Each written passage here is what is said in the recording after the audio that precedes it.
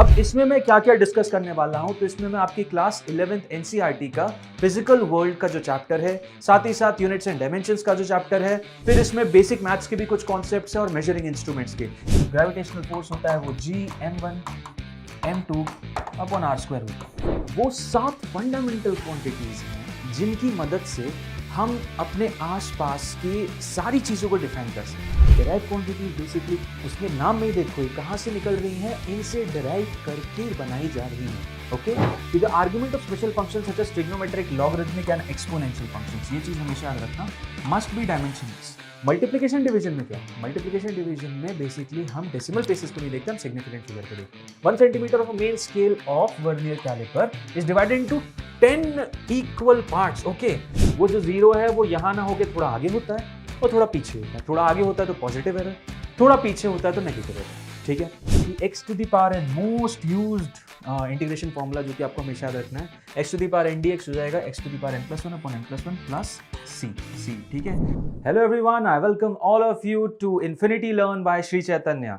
सो हम यहाँ पे स्टार्ट करने वाले हैं एक बहुत ही अमेजिंग सी सीरीज जो कि है नीट सारांश। एंड नीट सारांश, जैसा कि आप लोग जानते हैं कि एक रिवीजन टाइप ऑफ सीरीज है जिसमें आप अपने नीट के लिए बहुत ही अच्छी तरीके से सारे के सारे चैप्टर्स 11th और 12th के बहुत प्रॉपर तरीके से रिवाइज कर सकते हो। आपकी प्रिपरेशन किसी भी स्टेज पे हो, कहीं पे भी हो, आपको कुछ डाउट्स हो, आप पढ़ चुके हो बट वो कॉन्फिडेंस नहीं आ रहा है, तो ये बहुत ही शॉर्ट एंड क्रिस्प वीडियोस जो कि आप आराम से देख सकते हो और अपने एग्जिस्टिंग नॉलेज को एनहांस भी कर सकते हो और साथ ही साथ एक बहुत अच्छा रिवीजन भी कर सकते हो। सो स्टे ट्यून्ड, हम सारे के सारे चैप्टर्स डिस्कस करने वाले हैं और आज जो पहला सेशन होगा that is about units and measurements. अब इसमें मैं क्या क्या डिस्कस करने वाला हूं, तो इसमें मैं आपकी क्लास 11th एनसीईआरटी का फिजिकल वर्ल्ड का जो चैप्टर है, साथ ही साथ यूनिट्स एंड डायमेंशंस का जो चैप्टर है, फिर इसमें बेसिक मैथ्स के भी कुछ कॉन्सेप्ट्स हैं और मेजरिंग इंस्ट्रूमेंट्स के, ये सारी चीजें हम डिस्कस करेंगे इस सेशन में। सो आप देखोगे बहुत ही अमेजिंग सेशन होगा और आपको काफी इंसाइट्स मिलेंगे और आपका बहुत अच्छी तरीके से रिवीजन भी हो जाएगा। एक और बहुत अमेजिंग चीज होने वाली है सेशन में कि मैं आपको बताऊंगा कैसे क्वेश्चन सॉल्व करने, लेकिन सॉल्व करोगे आप ही सॉल्व करोगे और आप ही जानोगे कि कैसे आंसर निकलेगा। So stay tuned through the entire lecture और इसको एंड तक देखना, तभी आपको बहुत अच्छी क्लैरिटी मिलेगी इस पूरे चैप्टर की। इसके बाद आने वाले चैप्टर्स को हम सीरीज वाइज हर एक बहुत ही अच्छी तरीके से एक लिमिटेड टाइम फ्रेम में आपको ऐसे ही बनाते रहेंगे। सो टाइम वेस्ट नहीं करते हैं और शुरू करते हैं पहला टॉपिक जो कि है फिजिकल वर्ल्ड का, जो कि ये बताता है कि कितने फोर्सेस हैं नेचर में। सो देखो, टोटल 4 फोर्सेस है नेचर में। सबसे पहला फोर्स कौन सा है? सबसे पहला फोर्स कहलाता है ग्रेविटेशनल। अब ग्रेविटेशनल फोर्स इज एवरीवेयर। ये ग्रेविटी है कि I am standing in this position. Okay, ये ग्रेविटेशनल फोर्स की वजह से है कि दिन और रात होते हैं। Okay, so basically gravitational force हर जगह, and you know it very well, and it is basically the weakest force. चारों फोर्सेस जो हैं, gravitational, weak nuclear, strong nuclear और साथ ही साथ इलेक्ट्रोस्टैटिक, उनमें सबसे जो वीक होता है वो ग्रेविटेशनल फोर्स होता है। ये हमेशा अट्रैक्टिव होता है। इनकी कुछ प्रॉपर्टीज याद करना जरूरी है क्योंकि इसमें डायरेक्ट क्वेश्चंस भी आ जाते हैं कभी एग्जाम। रेंज इसकी कहां तक है? रेंज इसकी इंफिनिटी तक है। मतलब you all know the formulation, right? जो ग्रेविटेशनल फोर्स होता है वो G m1 m2 upon r square होता है। सो ये f की वैल्यू 0 कब होती है? जब r की वैल्यू इंफिनिटी है। दैट शोज कि इसकी रेंज इंफिनिटी तक आती है। ये मीडिएट कैसे होता है? मीडिएट होता है कुछ पार्टिकल्स के जो कि विजिबल नहीं है ऑब्वियसली, और इसके बारे में बहुत ज़्यादा रिसर्च भी नहीं हुई है, बट वी कैन एक्चुअली से कि जो फोर्सेज हैं उनकी मीडिएशन करने के लिए इनकी, इस केस में ग्रेविटेशनल फोर्स के केस में जो होता है वो ग्रेविटॉन्स करते हैं। एग्जाम्पल तो आप सभी को पता है, प्लानिटरी मोशन जो होता है अराउंड सन, ये सब किसकी वजह से होता है? ग्रेविटेशन की वजह से। नेक्स्ट फोर्स की वजह चलते हैं जो कि सीरीज में सेकंड नंबर पे आता है। मतलब ये स्ट्रॉन्गर देन ग्रेविटेशनल फोर्स है but weaker than the other two, जिन्हें बोलते हैं हम वीक इंटरैक्शंस। अब वीक इंटरैक्शंस क्या होते हैं? देखो, these are 10 to the power 26 times gravitational force. अब वीक इंटरैक्शंस और बेसिकली वीक न्यूक्लियर फोर्स ज्यादा प्रिवेलेंट नहीं होते। हम इन्हें रेडियो एक्टिव रिएक्शंस में ही देख पाते हैं, जैसे कि बीटा डीके। बीटा डीके नाम की एक रेडियो एक्टिव रिएक्शन होती है जो कि आप न्यूक्लियर में देखोगे, उसी में आपको वीक इंटरैक्शंस का रोल प्ले दिखता है। ठीक है, इनके बारे में ज्यादा इंफॉर्मेशन नहीं है, नाइदर अट्रैक्टिव नॉर रिपल्सिव। ये बहुत ही कम डिस्टेंस में लगते हैं क्योंकि ऑब्वियसली न्यूक्लियर रेंज में लग रहा है ना, तो न्यूक्लियस कितना छोटा होता है। सो यू शुड नो कि इनकी जो रेंज होती है बहुत ही छोटी होती है, and the same thing applies with strong nuclear force as well. Okay, then इनका जो मीडिएशन होता है वो मासलेस पार्टिकल्स जिन्हें बोसॉन्स बोलते हैं। W and Z bosons, in bosons के थ्रू वीक इंटरैक्शन या वीक न्यूक्लियर फोर्स का मीडिएशन होता है। आगे बढ़ते हैं नेक्स्ट फोर्स की तरफ, सीरीज वाइज ही चल रहे हैं हम। नेक्स्ट फोर्स है आपका इलेक्ट्रोमैग्नेटिक फोर्स। ये स्ट्रॉन्गर होता है किससे? वीक न्यूक्लियर फोर्स से और ऑब्वियसली ग्रेविटेशन से। और कितना ज्यादा स्ट्रॉन्गर है? 10 to the power 37 times stronger than gravitational force होता है। तो अगर वीक न्यूक्लियर से लोगे तो 10 to the power 11 times something. Okay, then ये अट्रैक्टिव भी हो सकता है और रिपल्सिव भी हो सकता है। आप सभी को पता है पॉजिटिव चार्जेस और बेसिकली नेगेटिव चार्जेस रिपेल करते हैं एंड ऑपोजिट चार्जेस जो है वो अट्रैक्ट करते हैं। ओके, रेंज इसकी इंफिनिटी तक है। ये मीडिएशन होता है फोटॉन्स के through. Okay, and all the common type of forces like friction, tension, push और पुल, जितने भी आप आसपास फोर्स देखते हो ना, मैं अगर इस स्क्रीन को पुश करूंगा या मैं अपने हाथों के थ्रू फोर्स लगा के इसे पुश या पुल कर रहा हूं, ये सारे फोर्सेस, फ्रिक्शन फोर्स जिसकी वजह से मैं वॉक कर पाता हूं, ये सारे ही फोर्सेस बेसिकली आपके इलेक्ट्रोमैग्नेटिक नेचर की वजह से ही होते हैं। सो ये इलेक्ट्रोमैग्नेटिक फोर्सेस में ही आते हैं। ओके, फाइनल फोर्स की तरफ चलते हैं जो कि बेसिकली द स्ट्रॉन्गेस्ट फोर्स है। ये होता है 10⁻³ टाइम्स ग्रेविटेशनल फोर्स। और एक फिगर आप जरूर याद रखना, ये 100 टाइम्स स्ट्रॉन्गर होता है इलेक्ट्रोस्टैटिक फोर्स के। डायरेक्ट क्वेश्चंस आ सकते हैं ऐसे, ठीक है। सो 100 टाइम्स ज्यादा स्ट्रॉन्गर होता है इलेक्ट्रोस्टैटिक फोर्स से, जो इसका जस्ट प्रीवियस वाला था। सो सबसे स्ट्रॉन्गेस्ट ये है। ये हमेशा अट्रैक्टिव ही होता है। वेरी स्मॉल रेंज, क्यों वेरी स्मॉल रेंज? क्योंकि न्यूक्लियस के अंदर लगता है, ठीक है। ये मीडिएशन होता है किसके थ्रू? ग्लूऑन्स के थ्रू। यहां पे जो मासलेस पार्टिकल्स होते हैं वो ग्लूऑन्स कहलाते हैं। Protons inside a nucleus are in a stable condition due to the strong nuclear force. अब ये क्या सीन है, इसके बारे में हम न्यूक्लियाई में ज्यादा अच्छे से बात करेंगे, बट एक आइडिया आप अभी भी ले लो। देखो, न्यूक्लियस के अंदर सारे न्यूट्रॉन्स और प्रोटॉन्स कंपाइल्ड है। ओके, सारे प्रोटॉन्स यहाँ पे हैं ऐसे, और इनके बीच में न्यूट्रॉन्स। अब सोचो जरा, इतने पास पास अगर प्रोटॉन्स रखे हुए हैं तो इनके बीच में एक इलेक्ट्रोस्टैटिक रिपल्शन होगा और इसकी वजह से तो न्यूक्लियस ब्रेक हो जाना चाहिए। But at the same time वहां होता क्या है, वहां पे स्ट्रॉन्ग अट्रैक्टिव फोर्सेस भी लगने लगते हैं। मतलब इस प्रोटॉन को न्यूट्रॉन खींच रहा है, इस प्रोटॉन को न्यूट्रॉन खींच रहा है, इस प्रोटॉन को प्रोटॉन भी खींच रहा है। ओके, बिकॉज ये चार्ज इंडिपेंडेंट है, ये डिपेंड नहीं कर रहा चार्ज पे। सो इतनी करीब आने पे बेसिकली न्यूक्लियर अट्रैक्टिव फोर्स लगने लगता है, और जो कि इतना सफिशिएंट होता है कि इलेक्ट्रोस्टैटिक फोर्स को डोमिनेट कर जाए। And that's the reason, that's the main reason behind the stability of a nuclei. Okay, so I suppose this entirely is clear to all of you. ये वो 4 फंडामेंटल फोर्सेज हैं। आगे बढ़ते हैं और कंजर्वेशन लॉस के बारे में जानते हैं। तो 4 कंजर्वेशन लॉस भी हैं। सबसे पहला conservation of mass, then conservation of energy, conservation of momentum और conservation of charge. Okay, conservation of mass you already knew. हम यहाँ पे E = mc² कंसिडर नहीं कर रहे हैं, क्योंकि अगर E = mc² कंसिडर कर लूंगा तो मास एनर्जी के फॉर्म में चेंज होने लगेगा। तो basically if we are not considering the interconversion between matter and energy, then we can clearly say conservation of mass valid रहेगा। Okay, conservation of energy की बात करूं, you know it very clearly, energy can neither be created nor be destroyed, it can only be converted from one form to another। Okay, so this is basically the energy। आप एक form से दूसरे form में ले जा सकते हो, but overall energy Kota जो है वो फिक्स रहेगा। कंजर्वेशन ऑफ मोमेंटम, 2 टाइप के मोमेंटम होते हैं। कौन कौन से? लीनियर और एंगुलर।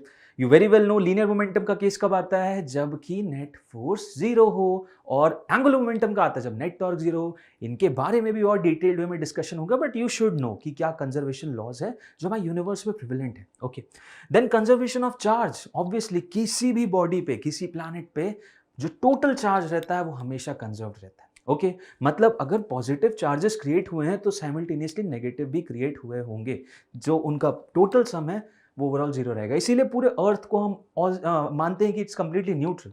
कहीं पे बहुत सारे पॉजिटिव चार्जेस अकोमुलेटेड है तो नेगेटिव भी अकोमुलेटेड है, ठीक है। सो आई सपोज ये चारों लॉज भी आपको क्लियर है।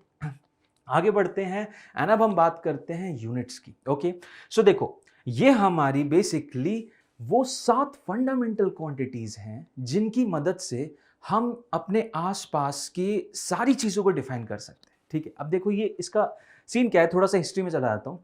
तो देखो, पहले क्या था यार, बहुत सारे पहले सिस्टम्स थे। एक CGS सिस्टम था, MKS सिस्टम था, FPS सिस्टम था। अलग अलग देश अलग अलग सिस्टम चला रहे थे। फिर एक पर्टिकुलर कम्युनिटी आई, बोला कि नहीं, we are going to create it, और वो बेसिकली SI यूनिट सिस्टम उन्होंने बनाया। एंड SI यूनिट सिस्टम ने बेसिकली क्या बोला कि ठीक है, आपके पास जितनी फिजिकल क्वांटिटीज है, फिजिकल क्वांटिटीज क्या होती है जो मेजर कर सकते हो, राइट? जैसे कि वजन हुआ, जैसे कि फोर्स हुआ, जैसे प्रेशर हुआ, ये सारी फिजिकल क्वांटिटीज को समझने के लिए, समझाने के लिए हम एक काम करते हैं, हम 7 ऐसी फिजिकल क्वांटिटी को चूज करते हैं जिनके बेसिस पे हम आगे सारी फिजिकल क्वांटिटी को डिफाइन कर पाए। ओके, सो ये वो फंडामेंटल क्वांटिटी, जैसे एक सेल होता है ना, सेल से सारी बॉडी बनती है, वैसे ये 7 फंडामेंटल क्वांटिटीज है और इन्हीं को मिला के आप कोई भी अलग क्वांटिटी बना सकते हैं। तो क्या है? 7 length, mass, time, temperature, current, luminous intensity, amount of substance, सबके यूनिट्स यहां लिखे हुए हैं उनके साइन के साथ। ये एसआई यूनिट कहलाते हैं। ओके, इन्हें क्या बोलते हैं? SI unit. और ये अब थ्रू आउट द वर्ल्ड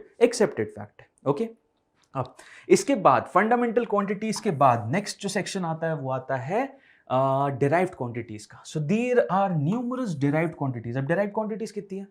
कितनी भी हो सकती हैं। डिराइव क्वांटिटीज बेसिकली उसके नाम में ही देखो ये कहाँ से निकल रही हैं, इनसे डिराइव करके बनाई जा रही हैं। Okay, so derived quantities can be anything. आप स्पीड ले लो, फोर्स ले लो, मोमेंटम, वेट एटसेट्रा, किसी का भी आप डेरिवेशन कर सकते हो और उसकी यूनिट बता सकते हो। जैसे मोमेंटम के ले लो, मोमेंटम का कोई फॉर्मूला पता है? हाँ सर बिल्कुल, P is equal to m/v। ठीक है, मास की कितनी होती है? kg। वेलोसिटी कितनी होती है? अगर वेलोसिटी का भी नहीं पता तो डिस्टेंस है, displacement upon time. So basically kg metre पर सेकेंड। देखो सिंपली हमने बहुत आसानी से निकाल दिया। ओके, सो ये इसकी एसआई यूनिट होगी। क्लियर है? ओके, हाँ, कुछ स्टैंडर्ड जैसे फोर्स हुआ। अब फोर्स की एसआई यूनिट को हमें basically this is mass times acceleration, right? So KG metre पर सेकेंड स्क्वायर, एक ये भी है और साथ ही साथ मैं इसको कभी कभी नाम भी दे देता हूँ, इसका नामकरण भी हो जाता है और बेसिकली नामकरण इसका क्या हो गया? न्यूटन। ठीक है, सो ये भी ऐसा यूनिट ही है, न्यूटन ही बोलते हैं 1 kg मीटर पर सेकेंड स्क्वायर को। सो अब दोनों ही ये भी नेमिंग बेसिकली एसआई सिस्टम की है। So you should know them very clearly. आगे बढ़ते हैं and third set of quantities के बारे में बात करते हैं। दो तो हमने बात कर ली, फंडामेंटल और डिराइव्ड। फंडामेंटल वो 7, डिराइव्ड उसके सातों के थ्रू जो भी डिराइव हो जाए। अब इनके अलावा एक थर्ड कैटेगरी भी होती है जो बेसिकली होती है सप्लीमेंट्री क्वांटिटीज। अब ये सप्लीमेंट्री क्वांटिटीज इनका कोई भी रिलेशन नहीं है फंडामेंटल और डिराइव क्वांटिटी से, एकदम अलग चलती है, एकदम अलग। और इनमें दो जो आती हैं, सबसे पहली जो होती है वो होती है एक नॉर्मल प्लेन एंगल। ठीक है, ये आपकी प्लेन एंगल, और दूसरा जो होता है वो होता है सॉलिड एंगल। ठीक है, सॉलिड एंगल सिग्मा से दिखाया जाता है और ये थीटा से। ओके, प्लेन एंगल का कॉन्सेप्ट आता है 2 डायमेंशन में, जहां भी मैं 2D फिगर्स की बात करूंगा और जहां भी मैं 3D फिगर्स की बात करूंगा वहां पे सॉलिड एंगल का कॉन्सेप्ट आता है। थीटा बेसिकली किस तरीके से दिखाया जाता है? जैसे मान ले प्लेन ना हो कि एक आर्क होता। ठीक है, एक आर्क होता और ये लेंथ ऑफ द आर्क में L मान लेता। तो लेंथ ऑफ द आर्क अगर L है तो theta will be equal to L by this particular distance, जिसको मैं D बोल देता हूँ। तो ये L बाय D बेसिकली मेरा थीटा हो जाएगा। ठीक है, और यहाँ पे सपोज ये प्लेन सरफेस ना होके कर्व्ड सरफेस होता, तो ये पूरे कर्व्ड सरफेस का जो एरिया होता ना, ये पूरे कर्व्ड सरफेस का जो एरिया होता, तो सिग्मा यहाँ पे दैट एरिया डिवाइडेड बाय ये डिस्टेंस को अगर मैं D बोल दूं, सो D स्क्वायर, इस तरीके से आंसर आता है। ओके, सो अगर मैं एक स्फीयर की बात करूं, एक कंप्लीट स्फीयर की, तो कंप्लीट स्फीयर का जो सॉलिड एंगल होता है, टोटल एरिया कितना है? 4πr² divided by r² radius, that is equal to 4π। So इस केस में सॉलिड एंगल होता है वो 4π होता है। ठीक है, सो ये सारी चीजें आप समझो, क्योंकि कई कई केसेस ऐसे बनेंगे इलेक्ट्रोस्टैट्स में जहां पे आप सॉलिड एंगल के थ्रू बहुत इजीली फ्लक्स निकाल सकते हो। Okay, so you should be knowing all these things and I suppose ये तीनों क्वांटिटीज आपको क्रिस्टल क्लियर है। आगे बढ़ते हैं एंड एक बहुत ही अच्छी चीज है मेजरमेंट ऑफ लार्ज डिस्टेंसेस, जो कि बेसिकली मेरा पैरेलैक्स मेथड कहलाता है। अब ये क्या है, चलो इसको फटाफट समझते हैं। इसके थ्रू हम लार्ज डिस्टेंसेस, मतलब कि अब यार कोई सन से अर्थ तक तो रॉकेट लेके गया नहीं होगा डिस्टेंस मेजर करने के लिए, तो किस तरीके से मेजर किया? उसके लिए पैरेलैक्स मेथड का यूज किया उन्होंने। कैसे किया? सपोज यहाँ एक स्टार लोकेटेड है। ओके, यहाँ एक स्टार लोकेटेड है। ओके, अब यहाँ पे आप तो अर्थ पे हो, ठीक है, तो आप क्या करोगे? एक डिवाइस लेके जाओगे, यहाँ पे रहोगे और उस डिवाइस से पॉइंट करोगे स्टार किस तरफ है, तो आपको दिखेगा ओके मेरा स्टार इधर आ रहा है। ठीक है, फिर आप अर्थ पे यहाँ से यहाँ मूव हो जाओगे, अर्थ पे ही यहाँ से यहाँ मूव हो जाओगे। ओके, और अब पॉइंट करोगे तो आप देखोगे यहाँ हो गया। अब आपका जो ये एंगल है, बेसिकली पहले पॉइंट इधर कर रहा था, जैसे जैसे मूव हुआ मेरा पॉइंटर इतना एंगल डिविएट हो गया। अब जितना एंगल आपका बेसिकली पॉइंटर डिविएट हो रहा है वही तो ये एंगल है। ठीक है, सो आप ये थीटा तो डिनोट पता कर सकते हो अर्थ पे मूवमेंट पे। साथ ही साथ आप ये भी मूव लेंथ जितनी भी है आप समझ सकते हो कि मैं अर्थ पे कितना मूव हुआ। अब आपको अगर ये पता है तो बेसिकली पैरेलैक्स मेथड ये बोलते हैं एंगल बहुत छोटा आता है, 0.0001 मिनट आर्क या आर्क सेकेंड में आता है, क्योंकि ये बहुत दूर डिस्टेंस है, ठीक है। सो आपके बहुत प्रिसाइज होने चाहिए डिवाइसेस, जो भी है लेंथ, जो भी है एंगल का चेंज मेजर करे। आपको एंगल पता है, लेंथ पता है, तो क्या आप ये डिस्टेंस नहीं पता कर सकते? बिल्कुल पता कर सकते हो। इस डिस्टेंस को मैं अगर आर ले लूँ, तो यहाँ से देखो एल बेसिकली कितना हो जाएगा, एल थीटा जो होता है वो एल बाय आर होता है। So theta L by theta की वैल्यू आर के बराबर हो जाएगी। समझ में आया? आर टाइम्स थीटा बेसिकली मैं इसको क्या मान लूंगा, एक कर्व मान लूंगा, एक basically part of a circle है, क्योंकि ये इतना छोटा एंगल है ना, इतना छोटा एंगल है कि ये फ्लैट सरफेस को भी मैं एक पार्ट ऑफ अ सर्कल या बेसिकली एक आर्क मान सकता हूं। तो आर टाइम्स थीटा ये हो जाता है, तो थीटा आर की जो वैल्यू हो जाएगी एल बाय थीटा के बराबर होगी। एंड इस तरीके से आप ये डिस्टेंसेस निकाल सकते हो। तो जितने भी दूर स्टार्स हैं, गैलेक्सीज हैं, इन सब की दूरी इस तरीके से निकाली जाती है। And I suppose this method is clear to all of you. आगे बढ़ते हैं एंड डायमेंशनल एनालिसिस की बात करते हैं। अब डायमेंशनल एनालिसिस का क्या कॉन्सेप्ट है? तो देखो इसमें you can expect a question, हालांकि बहुत सिंपल सी चीज़ है, you know it very well. 7 जो फंडामेंटल क्वांटिटीज है उनकी डायमेंशंस है, ठीक है, और बाकी जितनी भी क्वांटिटीज है सारी डायमेंशन उनके तरीके से लिखी जाएंगी। कुछ एक आध रूल्स है इनको लिखने की, वो समझ लेते हैं कि कभी भी अगर आपको डायमेंशन लिखनी है तो स्क्वायर ब्रैकेट के अंदर लिखना, ठीक है, स्क्वायर ब्रैकेट के अंदर लिखना, और ये जो स्टैंडर्ड है इन्हीं लेटर्स के टर्म्स में लिखना, ठीक है। जैसे मास का जो होता है वो होता है m, फिर उसका लेंथ का होता है l, टाइम का होता है t, टेम्परेचर का होता है k, करंट का होता है a, देन ल्यूमिनस इंटेंसिटी का होता है cd, then amount of substance का होता है मोल, ठीक है। तो ये सातों जितनी भी हैं इन्हीं के टर्म्स में आपको लिखना है और इसी तरीके से हम समझाएंगे, ठीक है। आगे बढ़ते हैं। जैसे दो इनके में फिजिकल क्वांटिटीज जो बेसिकली एनर्जी और प्रेशर है, इनके डायमेंशन लिख के बताता हूँ। आप देखो एनर्जी का कोई फॉर्मूला आता है, हाफ एम वी स्क्वायर ले लो, या फिर वर्क का ले लो, फोर्स टाइम डिस्प्लेसमेंट, जो लेना है ले लो, ठीक है। सो एनर्जी का मैं हाफ एम वी स्क्वायर ले लेता हूँ। अब हाफ एम वी स्क्वायर, अब मैं अगर एनर्जी का डायमेंशन लिखूंगा तो क्या हो जाएगा, देखो हाफ इस कांस्टेंट का तो कोई डायमेंशन नहीं है, फिजिकल क्वांटिटीज का होता है ना। तो मास का कितना हो जाएगा, केजी, केजी बेसिकली मास का m से दिखाते हैं, तो ये क्या आ गया। वेलोसिटी का कितना होता है, velocity is length upon time, यानी l t -1, और इसका आएगा स्क्वायर और ये आगे इधर साथ में लिख दोगे तो बेसिकली m l2 t -2, ये आ गया किसका, ये आ गया एनर्जी का। आई सपोज क्लियर है। सिमिलरली आप प्रेशर का भी लिख सकते हो, और ये आपका होमवर्क है, और बेसिकली आप समझ ही जाओगे, ये सारी चीजें आपने पढ़ी हुई हैं, बहुत इजी। प्रेशर का कोई फॉर्मूला ले लेना, फोर्स अपॉन एरिया, बस आंसर आ जाएगा, ठीक है। आगे बढ़ते हैं, नेक्स्ट बात करते हैं कुछ यूजेस की, डायमेंशनल एनालिसिस की। डायमेंशनल एनालिसिस कैसे हेल्पफुल हो सकता है, तो आओ देखते हैं। Basically the argument of special function such as trigonometric, इसके कुछ पॉइंट्स है बेसिकली जो हमें समझने चाहिए कि the argument of special function such as trigonometric, logarithmic and exponential functions, ये चीज हमेशा याद रखना, मस्ट बी डायमेंशनलेस। अब इसका पॉइंट ये है कि देखो आपने ट्रिग्नोमेट्रिक फंक्शंस में साइन थीटा, कॉस थीटा, ये सब पढ़ा हुआ है।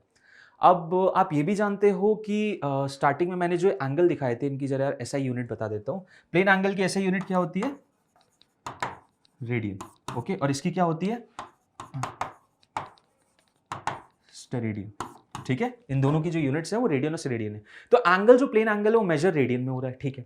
बट ये सप्लीमेंट्री क्वांटिटीज है, ये फंडामेंटल और डिराइव से बिल्कुल रिलेटेड नहीं है। और यहाँ जो डायमेंशनल एनालिसिस है ये बस फंडामेंटल और डिराइव क्वांटिटीज के लिए, ठीक है। सो बोल ही रहा है कि ट्रिग्नोमेट्रिक, लॉगरिथमिक और एक्सपोनेंशियल फंक्शन के बाजू का जो एलिमेंट रहता है ना, बेसिकली इनका जो आर्ग्यूमेंट होता है वो हमेशा डायमेंशनलेस क्वांटिटी होती है। मतलब अगर मैं साइन ऑफ थीटा लिखूंगा या log ऑफ सम x लिखूंगा तो ये जो क्वांटिटी है हमेशा डायमेंशनलेस रहेगी। ऑल्दो इसका डायमेंशन है रेडियन, बट वो फंडामेंटल और डिराइव में नहीं आता, ठीक है। सो ये हम हमेशा डायमेंशनल एनालिसिस में इसका कंसिडर करेंगे कि इसका कोई भी डायमेंशन नहीं है। क्लियर है?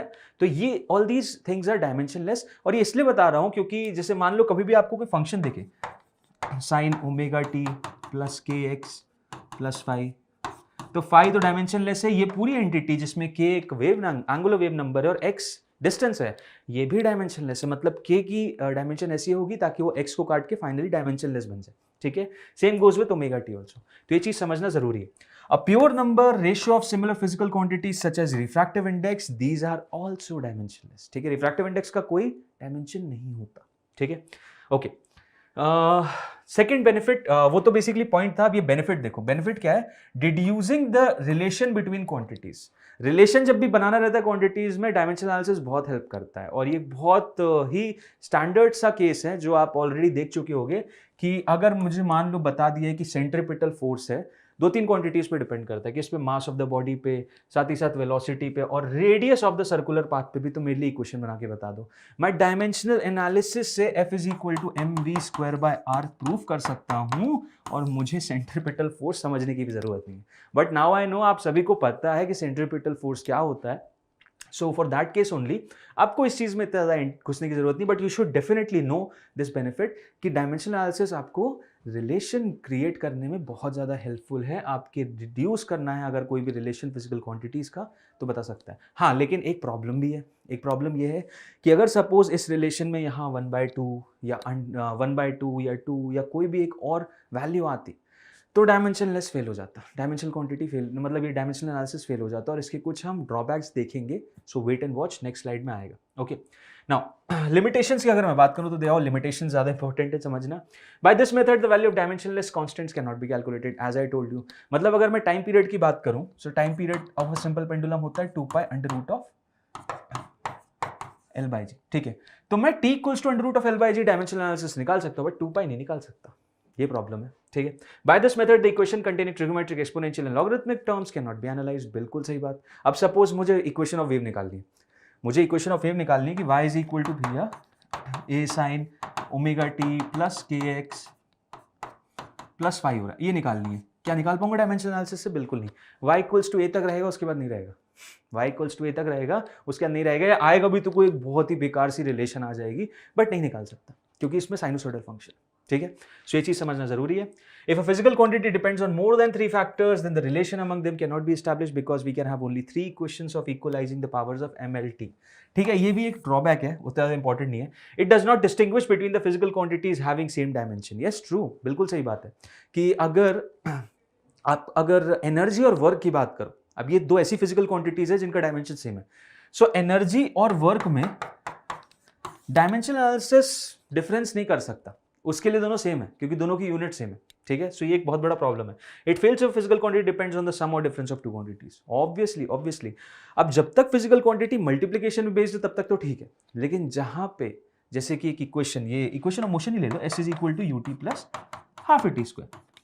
अब इस इक्वेशन से आप क्या बोल सकते हो कि सर डिस्प्लेसमेंट जो है वो इनिशियल वेलोसिटी, टाइम और एक्सेलरेशन पे डिपेंडेंट है, राइट? बिल्कुल।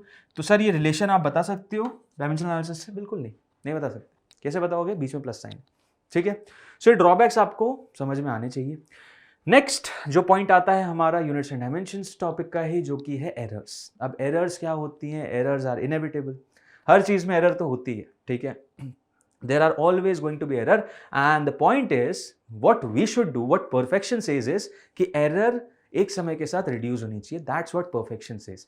तो जितनी ज्यादा प्रैक्टिस करोगे एरर कम होती जाएगी। रैंडम एरर, बेसिकली मैं रैंडम एरर की बात कर रहा हूं कि रैंडम एरर्स जो होती हैं, जितने ज्यादा आपने चांसेस लिए, जितना ज्यादा आपने नंबर ऑफ बार ट्राई किया, ये मैं नहीं कह रहा हूं, ये मैथ्स कह रही है, ये फिजिक्स कह रही है, मैं बिल्कुल भी नहीं कह रहा हूं।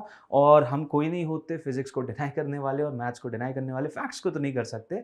तो बेसिकली जो रैंडम एरर्स होती है, जो हमें पता नहीं रहती, जैसे सिली मिस्टेक होती है आपके एग्जाम में, या फिर मुझे सर समझ नहीं आ रहा, या क्वेश्चन नहीं बन रहा है, या आंसर नहीं आ रहा है, या सर कैसे करूंगा वो समझ नहीं आ रहा। सिंपल एक मूल मंत्र है, प्रैक्टिस बढ़ा दो। प्रैक्टिस जितनी ज़्यादा करोगे, फोकस्ड रहोगे, गलतियां नहीं होंगी, ठीक है।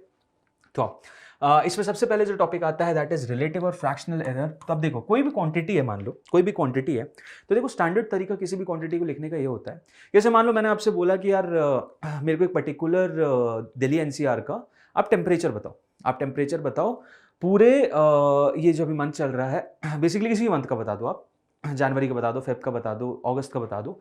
सो आप मुझे दिल्ली एनसीआर का अगस्त का टेम्परेचर बता दो। तो अब एक पर्सन क्या करेगा, वो पूरे 31 दिन तक टेम्परेचर मेजर करेगा और फिर फाइनली एवरेज लेके बताएगा। यस, बिल्कुल एवरेज बता देगा। मान लो सपोज वो बोलता है कि सर 38 डिग्री सेंटीग्रेड आ रहा है, बट ये सही तरीका नहीं है। उसे क्या करना पड़ेगा, साथ ही साथ एक एरर क्वेश्चन भी डालना पड़ेगा कि sir 38 degree plus minus 2 degree, आप 38 डिग्री प्लस माइनस 2 डिग्री ये ले लो कि मतलब मैक्सिमम परमिसिबल एरर ये है कि 38 से आप 2 आगे भी जा सकते हो, 2 पीछे भी जा सकते हो। तो इस तरीके से आप प्रॉपरली दिखा सकते हो कि हाँ, इस तरीके से आपकी एरर शो होती है। ये होता है एरर का काउंट, ठीक है। So you should be knowing about this. So जो इसमें रिलेटिव एरर, अब ये क्या होता है बेसिकली, ये आप मीन वैल्यू है, ये एवरेज वैल्यू जो उसने सब कुछ एवरेज लेके बताई, और ये एरर कैलकुलेशन उसने किया। एरर कैसे किया, डेली बेसिस पे एरर्स निकाली, उनका एवरेज लिया और फिर उसको यहां पे लिख दिया। ठीक है, सो ये मैक्सिमम परमिसिबल एरर या मीन एरर कहलाती है और ये मीन एवरेज वैल्यू कहलाती है। अब यहां से अगर मुझे मान लो रिलेटिव एरर या फ्रैक्शनल एरर निकालनी, तो क्या करूंगा, 2 डिवाइडेड बाय 38 आ जाएगा मेरा क्या, रिलेटिव और fractional error, mean absolute error divided by mean value, simple.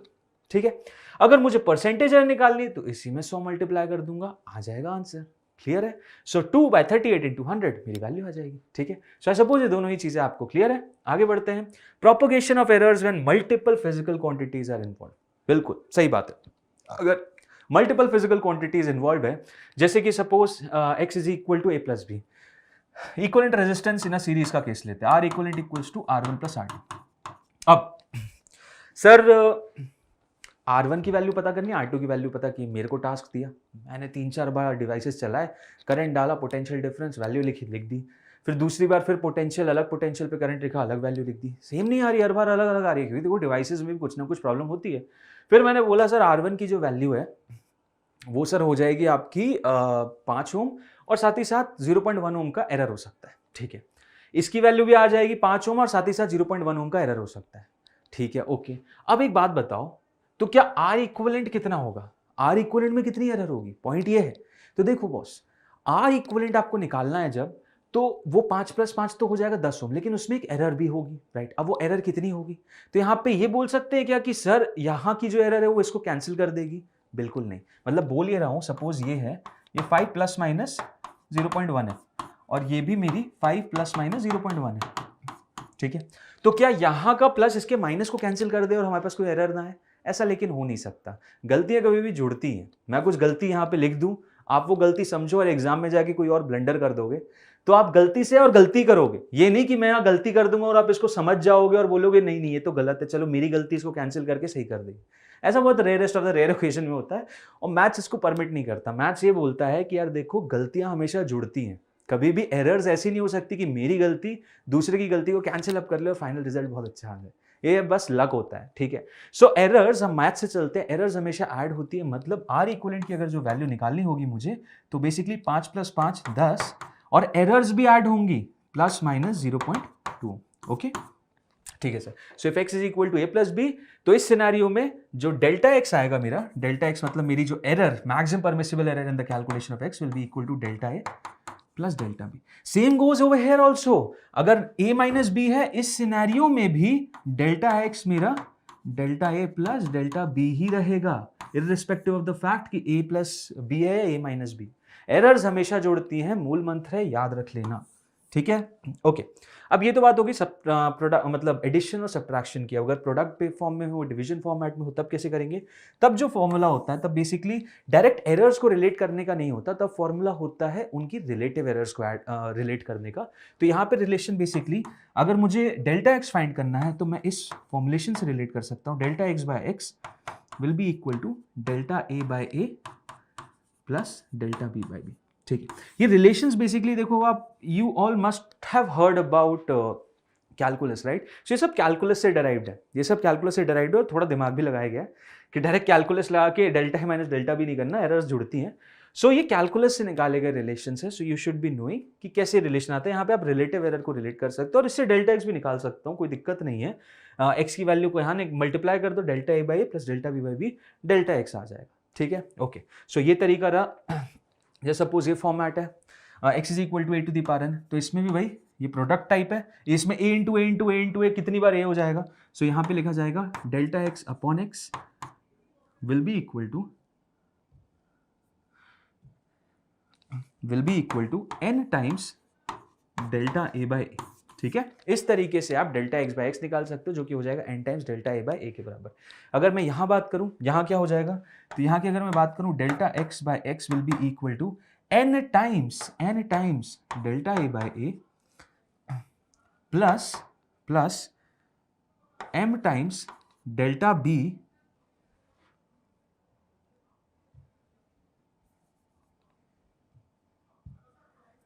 m times delta b by B plus, यहाँ b सी की पावर क्या है, p, so P times delta C by C। ठीक है, इस तरीके से देखो आपका एरर कैलकुलेशन होता है, इस तरीके से आपका रिलेटिव एरर निकलेगा। ठीक है, सो जो भी पावर है वो बस साइड में प्रोडक्ट के फॉर्म में मल्टीप्लाई हो जाएगी और आप फाइनली लिख सकते हो। अगर x मेरा लॉगरिदम ऑफ a है, ठीक है, x is equal to logarithm of a with base n है, तो इस केस में क्या होता है, अगर मुझे डेल्टा x बाय x पता करना है तो बेसिकली कितना हो जाएगा, 1 अपॉन, यहां पे n आएगा, यहां पे n आएगा, 1 upon n delta a by a। ठीक है, सो इस तरीके से आप लॉगरिदम एरर को भी रिलेट कर सकते हैं। ठीक है, आगे बढ़ते हैं सर, एंड पी की बात करते हैं। सपोज ये है, इसमें मुझे एरर निकालना है। क्वेश्चन दिया हुआ है percentage error in the measurement of A B and C are 1%, 2, 3%, 4%, 2%। What is the percentage error in the quantity P? बहुत सिंपल सा केस है, फटाफट आप लोग इस वीडियो को पॉज करो, इसको सॉल्व करने की कोशिश करो, फिर मैं आपको बताता हूँ। तो देखो, डेल्टा पी बाय पी की वैल्यू कितनी हो जाएगी, डेल्टा पी बाय पी की वैल्यू कितनी हो जाएगी, 3 times delta a by plus 2 times delta b by b plus delta d by d, और c की पावर 1/2 है, so plus 1/2 delta c by c। ठीक है, अब सब में 100 मल्टीप्लाई कर दोगे तो बेसिकली परसेंटेज आ जाएगी। 1 3 4 2, 1 3 4 2 दिया हुआ है, चलो so 3 into 1 plus 2 into delta b की value 3 plus delta d by d is 2 plus delta c कितना है 4, सो 1/2 इंटू 4। देख लो कितना आंसर आ रहा है, 3 प्लस 6 9, 9 प्लस 4 जो कि हो जाएगा 13% इज द आंसर। सिंपल, ये आ गया मेरा percentage error in the calculation of P. I suppose clear, बहुत सिंपल सा तरीका है, इससे जो भी क्वेश्चन आएंगे आप बड़े आराम से कर सकते हो। अब ये देखो, ये एनसीईआरटी का बहुत अच्छा और इंपॉर्टेंट क्वेश्चन है, और इससे रिलेटेड आपको क्वेश्चंस नीट में भी देखने मिल जाते हैं। तो देखो क्या है क्वेश्चन, पढ़ते हैं जरा। ये क्वेश्चन जैसा कि मैंने बताया स्टार्टिंग में ही, बताऊंगा मैं, करोगे आप, बताऊंगा मैं, करोगे आप, मैं आपको तरीका बताऊंगा, करना आप ही को है। ठीक है, तो देखो, the period of oscillation of a simple pendulum is given as t is equal to 2.√L/g. Measured value of L is 20 centimetre. ठीक है, नोन टू 1 मिलीमीटर एक्यूरेसी। अब ये 1 मिलीमीटर एक्यूरेसी का फंडा क्या है, ये बता रहे हैं कि इसका जो लीस्ट काउंट है ना, 1 mm एक्यूरेसी है, इसका लीस्ट काउंट जो है बेसिकली जिस भी डिवाइस से तुम मेजर कर रहे हो उसका लीस्ट काउंट 1 mm है। मतलब कि जब अगर एरर हमें पता ना हो, जब हमें एरर पता ना हो तो हम बाय स्टैंडर्ड रूल है कि एक रैंडम एरर हो सकती है जो कि वैल्यू जिसकी कितनी होगी, लीस्ट काउंट के बराबर। ठीक है, सो अगर आप लेंथ मेजर करने जा रहे हो तो हो सकता है कि आपने जो पॉइंटर है वो थोड़ा आगे देख लिया, थोड़ा पीछे दिया, तो मैक्सिमम परमिसिबल एरर पता है कितनी हो सकती है, जो भी उसकी लीस्ट काउंट है, जैसे कि 1 mm। ओके, सो लेंथ की वैल्यू तो देखो पता चल गई, लेंथ बेसिकली मेरे कितनी हो जाएगी, 20 सेंटीमीटर प्लस 1 mm। क्या मैं 1 mm को 0.1 सेंटीमीटर लिख सकता हूं? बिल्कुल लिख सकते हो सर, सो 0.1 सेंटीमीटर, ये होगी मेरी एल की वैल्यू। ठीक है, okay, and time for 100 oscillations of the pendulum is found to be 90 second. ये बहुत मजेदार चीज है, 90 second using a wrist watch of 1 second resolution. ठीक है sir, okay, what is the accuracy in the determination of g? अब time का बता रहे हो कि जी का पता करना है? जी का पता था, कोई नहीं, जी की वैल्यू ऐसे निकालते हैं, टी इक्वल्स टू 2.√L/g है ना, स्क्वायर कर दो, जी को उधर ले जाओ, टी स्क्वायर को नीचे ले आओ, तो देखो जी की वैल्यू आ जाएगी, g will be equal to how much, g हो जाएगा आपका 4π²L/t²। ठीक है सर, बिल्कुल। अब मुझे इसमें एक्यूरेसी पता करनी है ना, मतलब डेल्टा जी की वैल्यू पता करनी है ना, तो रिलेट कर देते हैं, delta g by g will be equal to 4π², तो किसी काम का नहीं, delta L/L plus 2 times delta t by t. Okay sir, perfect. तो देखो डेल्टा जी बाई जी निकल गया मेरा, डेल्टा जी बाई जी इस तरीके से निकाल दूं। अब डेल्टा एल पता है, बिल्कुल सर, एल पता है, बिल्कुल सर, डेल्टा टी पता है क्या? डेल्टा टी सर निकालते हैं, कैसे निकालेंगे? टाइम्स 100 ऑसिलेशन का दिया हुआ है, ये जो जी एल ये बेसिकली एक ऑसिलेशन का टाइम पीरियड होता है, मतलब मुझे एक ऑसिलेशन का टाइम चाहिए। ठीक है, तो 100 का 90 दिया है, तो एक का कितना हो जाएगा यार? बड़ी सिंपल सी चीज है, 100 का अगर 90 दिया है तो एक का हो जाएगा 0.9 सेकेंड। ओके सर, ठीक है, बिल्कुल सही। और 1 सेकेंड रेजोल्यूशन है, 1 सेकेंड रेजोल्यूशन है, तो यहां पे एरर जो हो जाएगी, आपने बताया लीस्ट काउंट की एरर हो सकती है, यस, तो लीस्ट काउंट की एरर हो जाएगी, तो टाइम बेसिकली मैं लिख सकता हूं T will be equal to 0.9 plus minus 0.1, sorry 0.1 नहीं, 1 सेकेंड।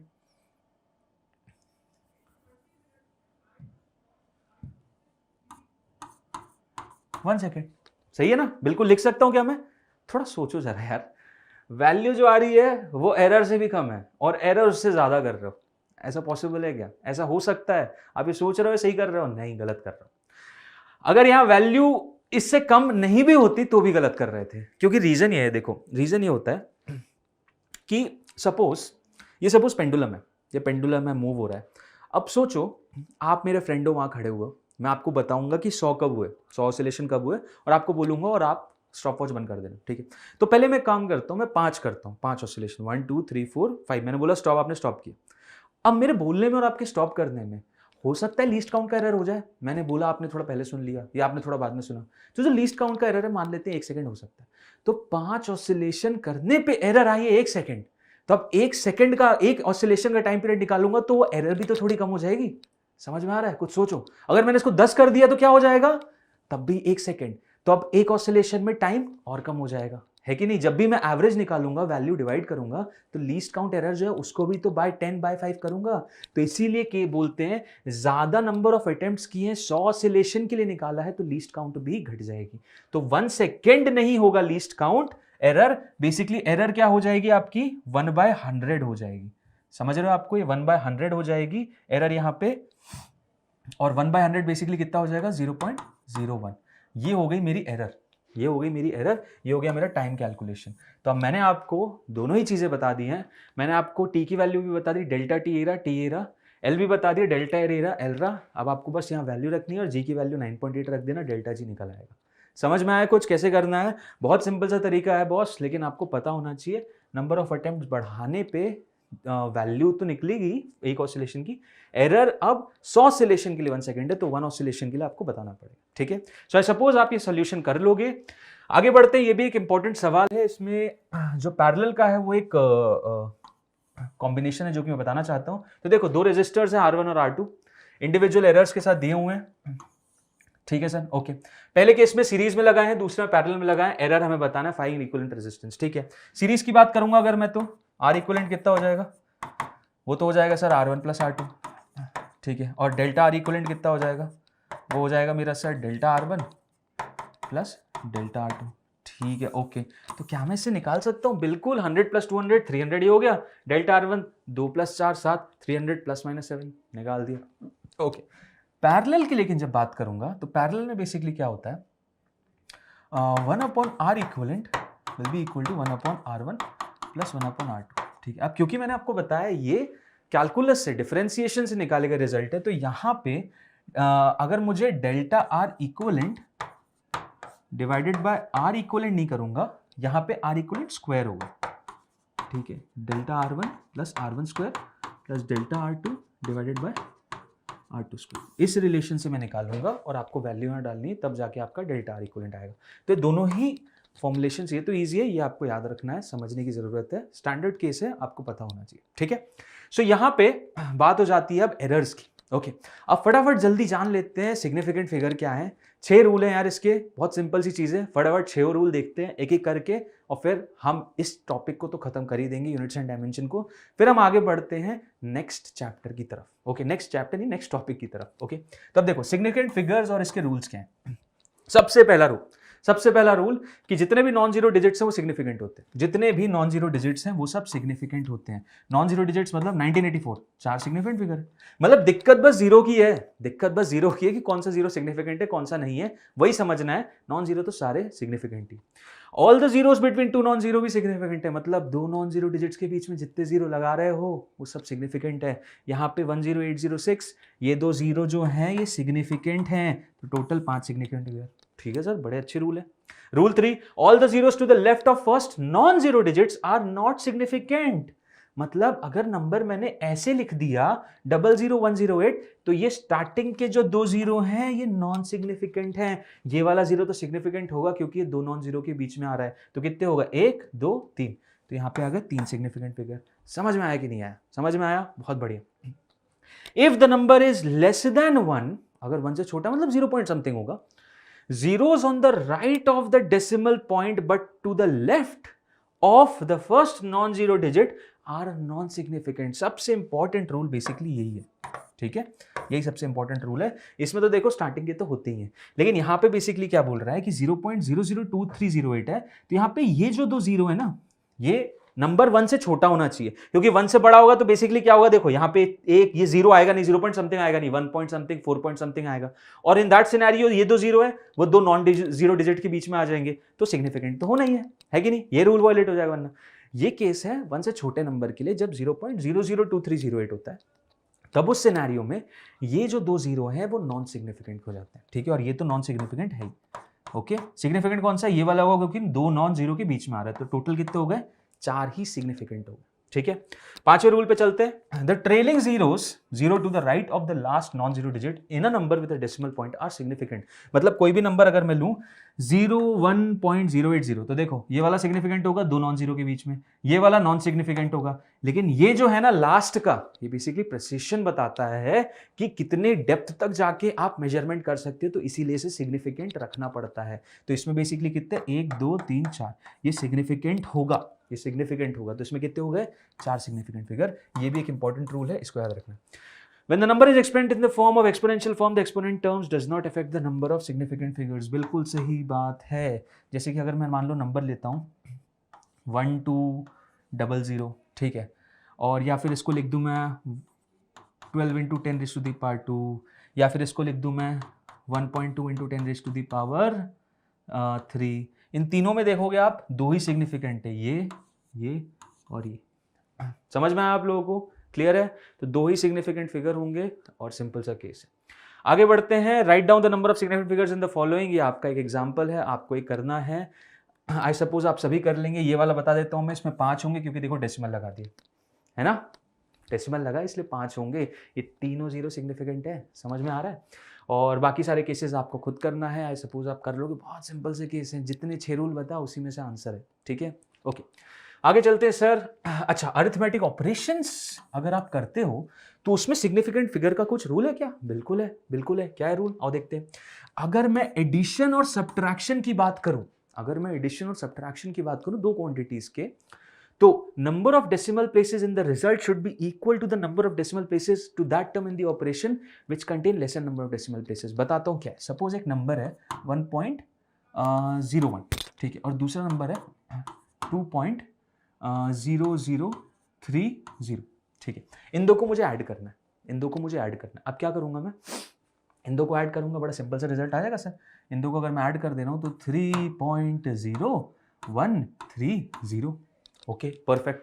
बट फाइनल जो आंसर होना चाहिए ना, उसमें कितने डेसिमल प्लेस होने चाहिए? उसमें उतने ही डेसिमल प्लेस होने चाहिए जितने की सबसे उस नंबर में थे जिसमें सबसे कम डेसिमल थे। मतलब सबसे कम डेसिमल वाला नंबर ये है 2, तो फाइनल आंसर में मात्र 2 होने चाहिए, ठीक है। 4 या 5 नहीं होंगे, अगर 1 है तो 1 ही होना चाहिए। अब सर कैसे करें इसको कैसे करें? तो यहाँ पे राउंडिंग ऑफ का कॉन्सेप्ट आएगा। राउंडिंग ऑफ का कॉन्सेप्ट ये आएगा कि ये 0 तो देखो मैं हटा दूंगा, ये 0 तो मैं हटा दिया। अब ये 3 की दिक्कत है, तब 3 अगर यहाँ 5 होता, अगर यहाँ 5 होता तो बेसिकली क्या करता, उसके पीछे वाले नंबर की तरफ देखता मैं, ठीक है। अब 5 होता तो उसके पीछे वाले नंबर की तरफ देखता, अगर वो ऑड है तो आगे बढ़ा जाता, और अगर वो इवन है तो वहीं का वहीं रह जाता। तो यहाँ पे क्योंकि ये 1 ऑड है, ये ऑड है, तो ये एज इट इज गायब हो जाएगा और 3.01 रहेगा।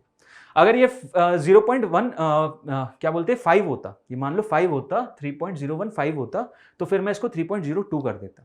लेकिन अगर 3.0225 होता, 3.025 होता, तब मैं इसको पीछे ही करता। बेसिकली जो मैं बोल रहा हूं, आप कंफ्यूज मत होना, मैं बोल रहा हूं अगर मान लो 3.015 है और 3.025 है, जब भी 5 का केस है मैं उसके पीछे वाले नंबर को देखता हूं। अगर ये ऑड है तो ये बेसिकली रिजल्ट हो जाता अप्रोक्सीमेटली 3.02, और अगर ये इवन है तो ये अप्रोक्सीमेटली रिजल्ट हो जाता 3.02, वही का वही रखते हैं, ठीक है। ओके, सो यहाँ पे देखो मैंने फाइनल आंसर कर दिया। ये प्लस में भी है और ये नेगेटिव एडिशन सब्ट्रैक्शन में भी वैलिड है, ठीक है। एडिशन सब्ट्रैक्शन समझ में आ गया। मल्टीप्लिकेशन डिवीजन में क्या है? मल्टीप्लिकेशन डिवीजन में बेसिकली हम डेसिमल प्लेसेस को नहीं देखते, हम सिग्निफिकेंट फिगर को देखते हैं। तो यहाँ ये बोलता है कि मल्टीप्लिकेशन और डिवीजन करने में जो फाइनल रिजल्ट में सिग्निफिकेंट फिगर आने चाहिए ना, वो उतने ही होने चाहिए जो कि उन दोनों या तीनों क्वांटिटी जो मल्टीप्लाई हो रही है उसमें सबसे कम जहां पे उतने। मतलब 3 क्वांटिटीज मल्टीप्लाई हो रही हैं, एक में 2 सिग्निफिकेंट फिगर है, एक में 3 है और एक में 4 है, तो फाइनल जो मेरा आंसर आएगा ना, उसमें कितने सिग्निफिकेंट फिगर होंगे? 2 ही होंगे, 2 सिग्निफिकेंट फिगर होंगे, आपको अप्रॉक्सीमेटली आंसर लिखना पड़ेगा, ठीक है। सो आई थिंक ये सारी चीजें क्लियर हैं, आपको समझ में आ रही हैं। अब आगे बढ़ते हैं एंड बात करते हैं मेजरिंग इंस्ट्रूमेंट्स के बारे में। मेजरिंग इंस्ट्रूमेंट से देखो क्वेश्चन आते हैं, बहुत ही सिंपल सा स्टेप है, बहुत सिंपल तरीके से आप इसको समझ सकते हो। फटाफट देखते हैं, 2 मेजरिंग इंस्ट्रूमेंट है, सबसे पहला है वर्नियर कैलिपर और उसके बाद है स्क्रू गेज। फटाफट बहुत ही जल्दी इनको समझने की कोशिश करते हैं। अब देखो जरा अपैरेटस समझने की कोशिश करो। वर्नियर कैलिपर कुछ इस तरीके का दिखता है, ठीक है। वर्नियर कैलिपर कुछ इस तरीके का दिखता है। इसमें 2 स्केल्स होती है। कौन कौन सी स्केल होती है? एक तो होती है ये मेन स्केल, एक तो होती है ये मेन स्केल, राइट। दूसरी होती है ये छोटी वाली स्केल जिसे बोलते हैं हम वर्नियर स्केल, ठीक है। ये होती है आपकी मेन स्केल और ये एक छोटी सी स्केल होती है वर्नियर स्केल। अब वर्नियर कैलिपर काम कहां आता है सर? वर्नियर कैलिपर देखो काम आता है 3 चीजों में। पहली चीज तो अगर किसी ऑब्जेक्ट का डायमीटर मेजर करना, मतलब कि सपोज मेरे पास एक रिंग है, मेरे पास एक रिंग है, ओके। अब इस रिंग का कुछ इनर डायमीटर है, राइट, और कुछ एक्सटर्नल डायमीटर है, ठीक है ना। अब मान लो मुझे एक्सटर्नल डायमीटर, तो क्या करूंगा, इस रिंग को उठा के यहां फंसा दूंगा और इसके थ्रू में एक्सटर्नल डायमीटर मेजर कर लूंगा, ठीक है। अगर सच्चू मुझे इंटरनल डायमीटर मेजर करना है, कोई नहीं, इसी को उठा के यहां रख दूंगा और इसके जो 2 अंदर के क्लैंप्स हैं उनको यहां पे फिट कर दूंगा, समझ रहे हो, तो इनर डायमीटर मेजर हो जाएगा, ठीक है सर। और सपोज ये रिंग ना हो के बेसिकली एक सिलेंडर होता, सपोज ये एक सिलेंडर होता, तब क्या करता? ये सपोज एक सिलेंडर है, ठीक है, ये एक सिलेंडर है। अब इस सिलेंडर में मुझे क्या मेजर करना है? डायमीटर तो मेजर कर लिया भैया, डायमीटर मेजर कर लिया, मुझे मेजर करनी है सर ये डेप्थ कितनी है। तो ये रहा ना लास्ट का पोर्शन, ये स्टेम होती है बेसिकली डेप्थ मेजर करने के लिए। देख रहे हो कितना हेल्पफुल है। पूरे सिलेंडर का इनर रेट डायमीटर, बाहर का डायमीटर, साथ ही साथ डेप्थ सब मेजर कर सकता है मेरा है वर्नियर कैलिपर। अब वर्नियर कैलिपर स्क्रू गेज में एक अंतर आ जाता है, बेसिकली इसकी जो प्रेसिशन होती है, बेसिकली इसका जो लीस्ट काउंट होता है वो स्क्रू गेज के कंपैरिजन में छोटा होता है, मतलब कम होता है, सॉरी कम नहीं मतलब ज्यादा होता है, ठीक है। मतलब ज्यादा प्रेसाइज अगर कौन सा है, ज्यादा प्रेसाइज स्क्रू गेज है, ठीक है, उसका लीस्ट काउंट काफी छोटा होता है और इसका लीस्ट काउंट थोड़ा बड़ा होता है, but still in that scenario metre scale से तो छोटी ही है, मीटर स्केल से तो बेटर है प्रिसीशन। अब आओ समझते हैं कि सर कैलकुलेशन कैसे करते हैं, क्वेश्चन क्या आएगा, ठीक है। तो सबसे पहले तो देखो एक कॉन्सेप्ट हमें निकालना है जो कि बेसिकली होता है लीस्ट काउंट का, जो कि बेसिकली क्या होता है, लीस्ट काउंट का। अब लीस्ट काउंट का कॉन्सेप्ट बेसिकली ये होता है कि यहाँ पे आता है कि आपका ये मेन स्केल है बेसिकली, सपोज करो ये बड़ा वाला मेन स्केल है, ओके।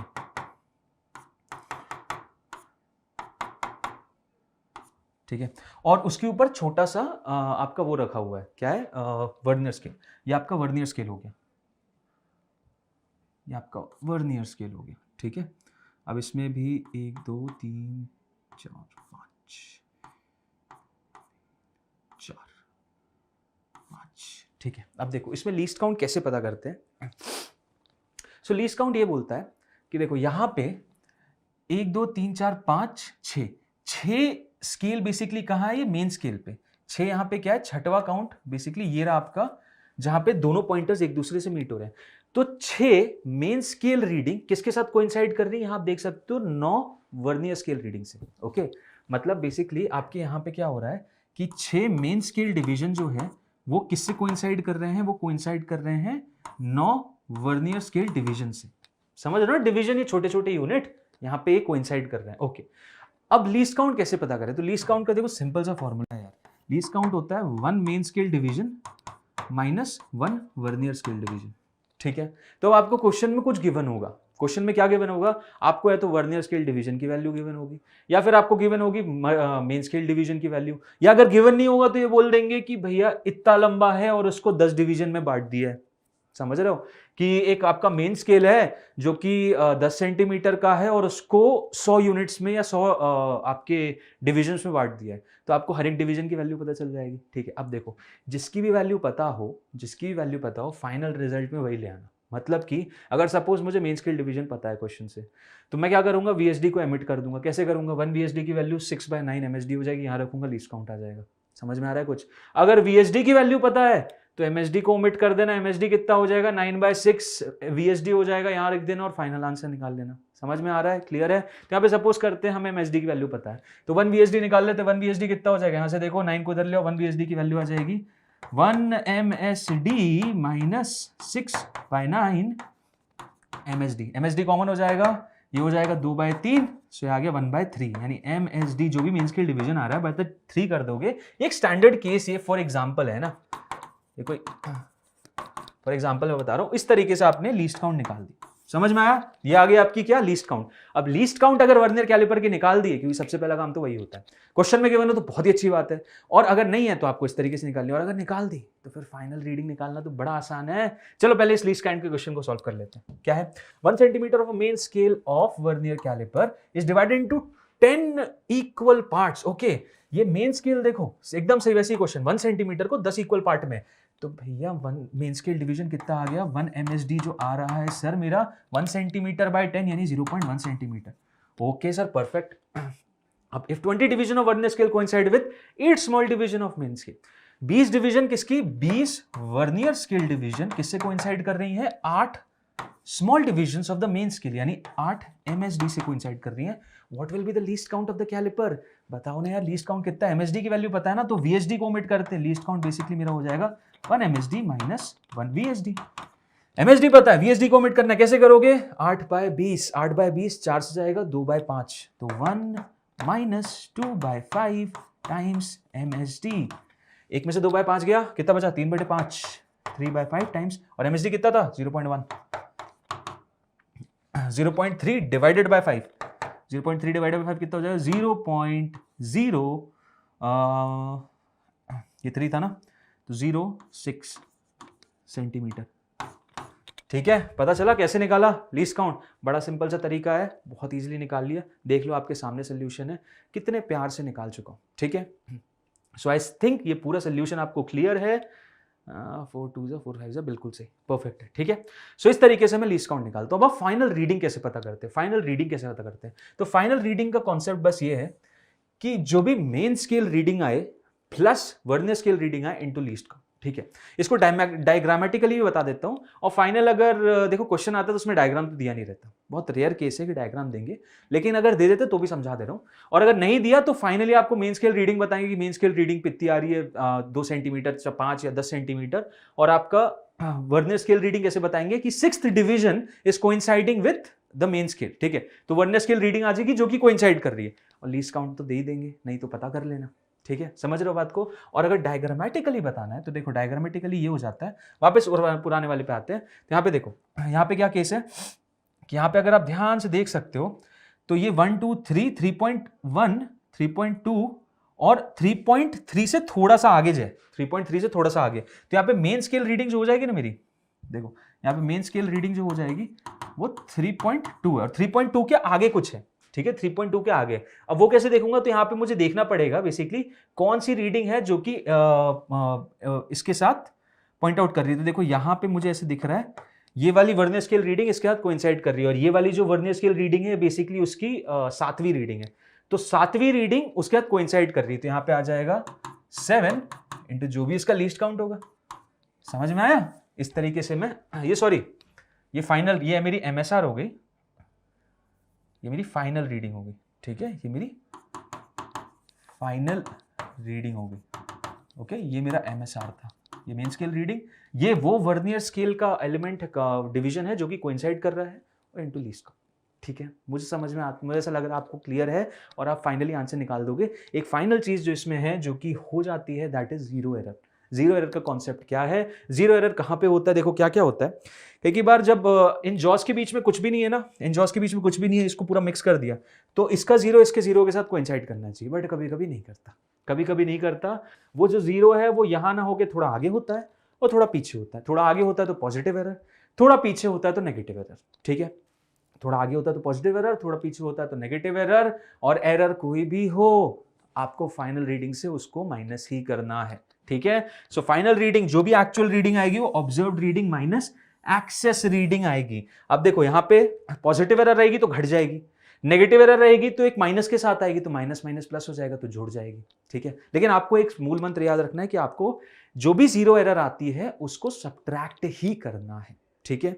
अब जीरो एरर वैसे आप वैल्यू कैसे निकालोगे, मोस्टली क्वेश्चन में गिवन रहेगी, नहीं गिवन रहेगी तो बेसिकली आपको इस तरीके से करना है कि अगर सपोज ये आगे है, ठीक है, ये सपोज आगे है, यहाँ इस केस में देखो यहाँ बताता हूँ, एक सिनेरियो ये बनेगा, मेन स्केल है और ये जीरो है, ठीक है, तो ये कुछ आगे हो गया। अब ये कितना आगे हो गया, तो यहाँ पे देखेंगे कौन सा वर्नियर स्केल बेसिकली इसके साथ कोइंसाइड कर रहा है, ठीक है, मान सपोज ये वाला कर रहा है, तो 1 2 3 4 5 फिफ्थ वाला, ये फिफ्थ वाला है जो कि कोइंसाइड कर रहा है, तो यहाँ पे पॉजिटिव जीरो एरर जो आएगी, पॉजिटिव जीरो एरर जो आएगी मेरी, वो बेसिकली कितनी हो जाएगी, 0 प्लस, क्योंकि देखो यहाँ पे 0 है मेन स्केल रीडिंग, 0 प्लस कौन सा वाला कर रहा है, फिफ्थ इंटू लीस्ट काउंट, ठीक है, इस तरीके से आप निकाल लोगे। और जब नेगेटिव है, जब ये वर्नियर स्केल का जीरो जो है वो कहां पे है, पीछे आ जाता है, ये मेन स्केल थी और ये वर्नियर स्केल थी, ठीक है, और ये जब जीरो पीछे आ जाता है मेन स्केल के, जो कि मैं यहां बना के दिखाता हूं,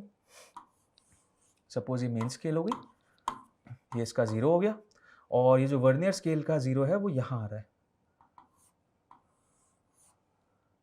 ठीक है, ये जीरो हो गया, ये मेरी वर्नियर स्केल होगी। देखो यहाँ पे जीरो पीछे आ रहा है, तो यहाँ पे क्या करोगे, यहाँ पे क्या करोगे, यहाँ पे बेसिकली मुझे अगर जीरो एरर निकालना है, ये नेगेटिव जीरो एरर आती है, तो यहाँ पे मैं बेसिकली करता हूँ, देखो इस जीरो से जस्ट एक पहले वाला नंबर कौन सा हो जाएगा, -1, ठीक है, क्योंकि मुझे यहां से आगे की तरफ बढ़ना है, तो मैं जीरो से पीछे नहीं जाऊंगा, जीरो के पिछला वाला जो नंबर है -1, इमेजिनरी नंबर, वहां से -1 प्लस कौन सा डिवीजन वापस इससे आपका इंटरसेक्ट कर रहा है, सेम उसी तरीके से जैसे हम फाइनल रीडिंग लेते हैं, तो -1 प्लस समथिंग, तो यहाँ पे कौन सा कर रहा होगा, मान लो सपोज 1 2 3 4 चौथा कर रहा है, ठीक है, ये चौथा वाला नंबर कर रहा है, तो वही सिंपल -1 + 4 इंटू लीस्ट काउंट, इस तरीके से मेरी वैल्यू आ जाएगी, जो भी वैल्यू आएगी वो समथिंग नेगेटिव 0.30 आएगी, और इसको फिर यहाँ पे माइनस कर दोगे तो प्लस हो जाएगा, ठीक है। सो ये सेम फंडा है जो कि वर्नियर कैलिपर में और आगे स्क्रू गेज में भी वैलिड होगा, तो वहां पे भी हम इसी तरीके से निकालेंगे, ठीक है। चलते हैं अब नेक्स्ट इंस्ट्रूमेंट की तरफ जो कि है स्क्रू गेज। अब स्क्रू गेज क्यों बेटर है, ऑब्वियसली ज्यादा प्रेसाइज है, वर्नियर कैलिपर से ज्यादा प्रेसाइज है, इसीलिए बेटर है, ठीक है। सो अब ये किस लिए मेजर होता है, तो देखो ये स्क्रू गेज के अंदर भी आप वही डिवाइस रख सकते हो और उसको मेजर कर सकते हो, ठीक है। अब इसमें क्या क्या दो चीजें हैं जो कि इंपॉर्टेंट है, जो कि आपको जाननी चाहिए, एक तो ये देखो सर्कुलर स्केल और दूसरा है ये मेन स्केल, ये मेन स्केल और ये सर्कुलर स्केल, ठीक है। इसको इस तरीके से यहां घुमाते हैं और ये आगे पीछे होता रहता है, ये जो आपका सर्कुलर स्केल देख रहे हो ये ऐसे आगे पीछे होता है जब भी मैं इसको ऐसे रोटेट करता हूं, क्लियर है।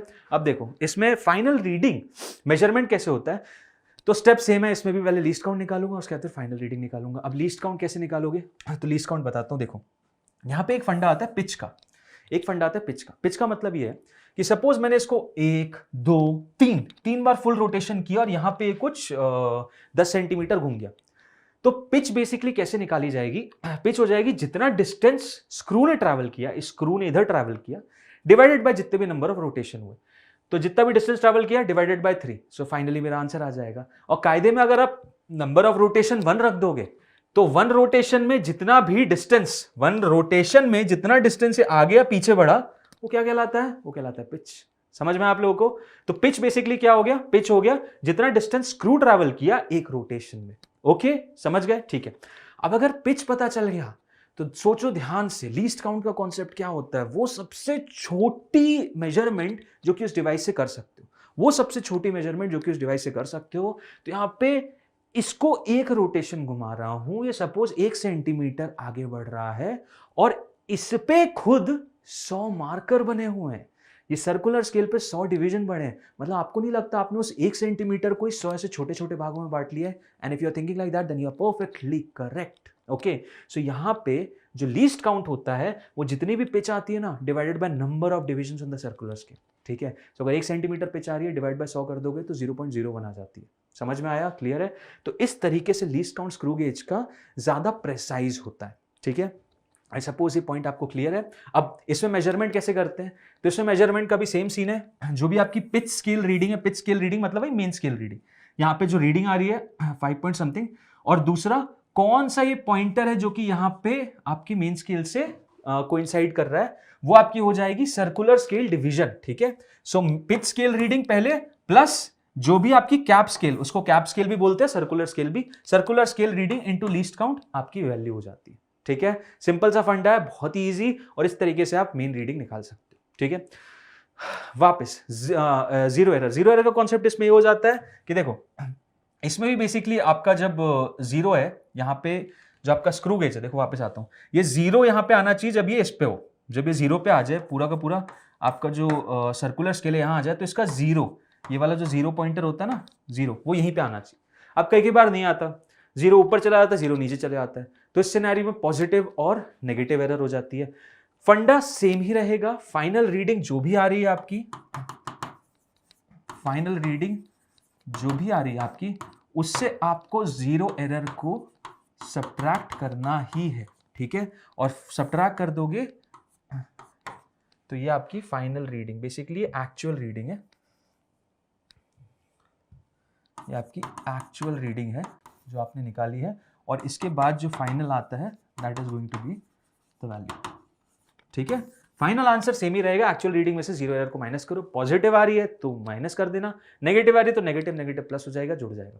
ठीक है, सो आई थिंक ये पूरी चीज आपको क्लियर है। फटाफट आओ एक क्वेश्चन कर लेते हैं स्क्रू गेज का। The main scale has division in millimetres, ठीक है, main scale has division in millimetres and circular scale has 50 divisions, what is the least count of screw gauge. ठीक है, सो मेन स्केल की जो division है, मतलब एक एक डिवीजन है, वो कितनी है, 1 millimetre. Basically 1 main scale division ये क्या डिनोट कर रहा है, ये पिच डिनोट कर रहा है, ना बताते हुए भी, ये पिच डिनोट कर रहा है ना बताते हुए भी। तो लीस्ट काउंट कितनी हो जाएगी, लीस्ट काउंट हो जाएगी जो भी पिच आई है divided by total number of division जो कि कितने हैं 50। तो पिच कितनी है भाई मेरी 1 मिलीमीटर है। ठीक है, 1 मिलीमीटर डिवाइडेड बाय 50 कितना हो जाएगा, 0.2 हो जाएगा, 0.02। ये आ गई मेरी लीस्ट काउंट। ठीक है, आई थिंक ये पूरी चीज़ें आपको क्लियर है। अब चलो ये क्वेश्चन बेसिकली आपको करना है, मैं इसका तरीका आपको बता देता हूँ। While measuring the diameter of wire using a screw gauge the main scale reading is 7 mm। ठीक है, main scale reading they the 7 mm and zero of circular scale is 35 divisions above the reference line. 35 division, zero ऊपर है, यानी नीचे क्या होगा, zero जो है वो, ये सपोज ये आपकी मेन स्केल रही, ये आपकी सर्कुलर स्केल रही, तो यहाँ पे रेफरेंस लाइन से जीरो जो है 35 पॉइंट ऊपर है, तो यहाँ पे कौन सा कोइंसाइड कर रहा होगा, 35 ही तो कर रहा होगा। समझ में आया। ठीक है, सो 35 division above the reference line. If the screw gauge has a zero error of, इन्होंने दे दिया नेगेटिव जीरो एरर है। ठीक है, what is the correct diameter of the wire given least count, least count भी दे दिया। लो बताओ क्या चाहिए, मेन रीडिंग फाइनल क्या आ जाएगी, फाइनल रीडिंग या एक्चुअल रीडिंग बोल देता हूँ इसको क्योंकि जीरो एरर भी है। एक्चुअल रीडिंग जो हो जाएगी that is going to be, जो भी मेन स्केल आ रही है 7 प्लस कौन सा डिवीजन है 35 इनटू लीस्ट काउंट करो। ठीक है, ये एक्चुअल रीडिंग आ जाएगी। और फाइनल रीडिंग निकालने के लिए क्या कर दूंगा, फाइनल निकालने के लिए जो भी एक्चुअल रीडिंग आई मेरी, जो भी actual reading I minus zero error, और ये साइन सहित जीरो एरर करना है यहाँ पे, साइन सहित। ठीक है, मतलब माइनस उठा के रखना तो ऐड हो जाएगा। ठीक है, फाइनल आंसर आ जाएगा, आपको ज्यादा सा भी टाइम नहीं लगेगा, फटाफट वीडियो पॉज करके आंसर भी निकाल लो। ठीक है, आगे बढ़ते हैं एंड फटाफट आपको ज़रा मैं कुछ फॉर्मूलेज कैलकुलस के रिवाइज करवाना चाहता हूँ, क्योंकि देखो ये थ्रू आउट द सेशन हम कंप्लीट करेंगे, कैलकुलस के कुछ फॉर्मूले यूज़ होंगे, नीट में ज़्यादा इंटेंसिवली यूज़ नहीं होंगे बट कहीं कहीं यूज़ होंगे। बहुत बेसिक फॉर्मूला सेट्स हैं, ज़्यादा डिफिकल्ट भी नहीं है, आप बहुत ईजिली समझ भी सकते हो। ठीक है, सबसे पहला रूल होता है कॉन्स्टेंट रूल का, ये कॉन्स्टेंट को अगर डिफरेंशिएट करूंगा तो उसका डिफरेंशिएशन 0। दूसरा रूल होता है पावर रूल। पावर रूल में क्या होता है कि x की पावर n है तो उसको डिफरेंशिएट करूंगा तो nx की पावर n-1। ठीक है, ये हो गया। थर्ड होता है साइन x का डिफरेंशिएशन, बेसिकली कितना हो जाएगा cos x। साइन x का कितना हो जाएगा cos x। cos x का डिफरेंशिएशन कितना हो जाएगा minus of sine x। Simple. b की पावर x का कितना हो जाएगा, ये बेसिकली b की power x as it is logarithm of b। ठीक है, एंड log ऑफ x का कितना हो जाएगा 1/x। ये इंपॉर्टेंट याद रखना क्योंकि 1/x का इंटीग्रेशन log x होता है। ठीक है, सो आई सपोज ये सारे रूल्स याद रहेंगे, बड़े सिंपल से। मैक्सिमम तो देखो पावर रूल ही यूज होता है और ट्रिग्नोमेट्रिक रूल यूज होता है, एंड फिर उसके बाद एक्सपोनेंट और लॉगरिथमिक यूज होते रहते हैं। ठीक है, ओके, ये आपके लिए एक्सरसाइज है। आई विश आप सभी ये कर सकते हो। फटाफट वीडियो पॉज करो and I want all of you to try them, बहुत ईजिली आप कर पाओगे। किसी में भी डाउट होगा so let me know in the comment box, जिससे कि मैं आपको सोल्यूशन प्रोवाइड कर पाऊँ, बट बड़े इजी हैं, आप इनको सॉल्व कर लोगे। बहुत कुछ ऐसी चीज़ें हैं जो कि यूज़ होती रहती हैं, इसलिए that's the reason I have given the exercise to you. Video pause करना और प्लीज़ सॉल्व करना। ठीक है, आगे बढ़ते हैं नेक्स्ट कॉन्सेप्ट की तरफ जो कि है मैक्सिमा और मिनिमा का। अब मैक्सिमा और मिनिमा का कॉन्सेप्ट बहुत वाइडली यूज होता है, ठीक है, कि एक एक्सप्रेशन दे देते हैं और पूछते हैं यहाँ पे मैक्सिमा कहाँ आएगा, मिनिमा कहाँ आएगा प्रोजेक्टाइल में, जहाँ जहाँ भी रिलेशन इक्वेशन ऑफ ट्रैजेक्टरी या इक्वेशंस क्रिएट होती है वहाँ मैक्सिमा मिनिमा का कॉन्सेप्ट रहता है। और बेसिकली ये बोलते हैं कि सपोज कोई भी फंक्शन बना दिया आपने y is equal to F X. अब देखो फंक्शन है कुछ इस तरीके से बनेगा, ठीक है। अब इसमें क्या होगा पॉइंट कि एक पॉइंट ऐसा आएगा जहाँ पे फंक्शन सबसे लीस्ट वैल्यू एक्वायर करेगा और एक फंक्शन ऐसा आएगा जहाँ पे वैल्यू सबसे मैक्सिमम एक्वायर करेगा। अब ये दोनों वैल्यूज कैसे पता करते हैं, तो बड़ा सिंपल सा मैथमेटिकल अप्रोच है। मैथमेटिकल अप्रोच क्या है कि दोनों पॉइंट्स पे स्लोप जीरो होता है, तो पता करने के लिए क्या कर दूं, dy बाई डी एक्स कर दूं जो कि हो जाएगा f डैश एक्स, और इसको जीरो से इक्वेट कर दो। जो भी फंक्शन आ रहा है उसको डिफरेंशिएट करो और जीरो से इक्वेट कर दो। इस रिलेशन से आपके पास कुछ वैल्यूज आएंगी, x की x1 आ जाएगा, x2 आ जाएगा, x3 आ जाएगा, बहुत सारी वैल्यूज आ जाएंगी, ठीक है। ये सारी वैल्यूज बेसिकली वो होंगी जहाँ पे स्लोप जीरो है, मतलब सपोज यहाँ x1 आ गया, यहाँ x2 आ गया, और भी आगे मिनिमम मैक्सिमम पढ़ेंगे तो वहाँ पे x2 x3 x4 इस हिसाब से आते रहेंगे। तो ये वो पोजिशंस हैं जहाँ पे आपका स्लोप जीरो हो रहा है, मतलब वहाँ पे या तो मैक्सिमा है मिनिमा है, कुछ तो है वहाँ, या तो मैक्सिमा है मिनिमा है, कुछ तो है। अब मैक्सिमम मिनिमा कैसे पता करें, इसको दोबारा डिफरेंशिएट कर दो। एक तो तरीका ये होता है और दूसरा बेसिकली तरीका ये होता है पता करने का कि देखो मैक्सिमा को पहले एक तरीका बता देता हूँ कि दोबारा डिफरेंशिएट करना, D square Y by D X square करना, एफ डबल डैश एक्स रखना। अब इसमें वैल्यूज रखते जाओ x1 x2 x3, जिस पे भी वैल्यू आप रखते हो, जब अगर लेस देन जीरो आती है तो वहां पे मैक्सिमा होगा, ठीक है, और जहां पे भी वैल्यू आप रखते हो ग्रेटर देन जीरो आती है तो वहां मिनिमम होगा, ठीक है। तो एक तरीका तो ये, लेकिन कई बार क्या होता है फंक्शन बहुत ही बेकार सा आता है यार, फंक्शन इतना बेकार आता है ना कि आप रख क्या डबल डिफरेंशिएट भी नहीं कर पाते उसको, इतना खतरनाक होता है। तो वहां पे सबसे बेस्ट तरीका बताता हूँ क्या है, एक डिफरेंशिएशन तो कर लिया ना, मतलब स्लोप की वैल्यू तो पता चल गई। बेसिकली क्या है, ये स्लोप है, ये क्या है, ये स्लोप है।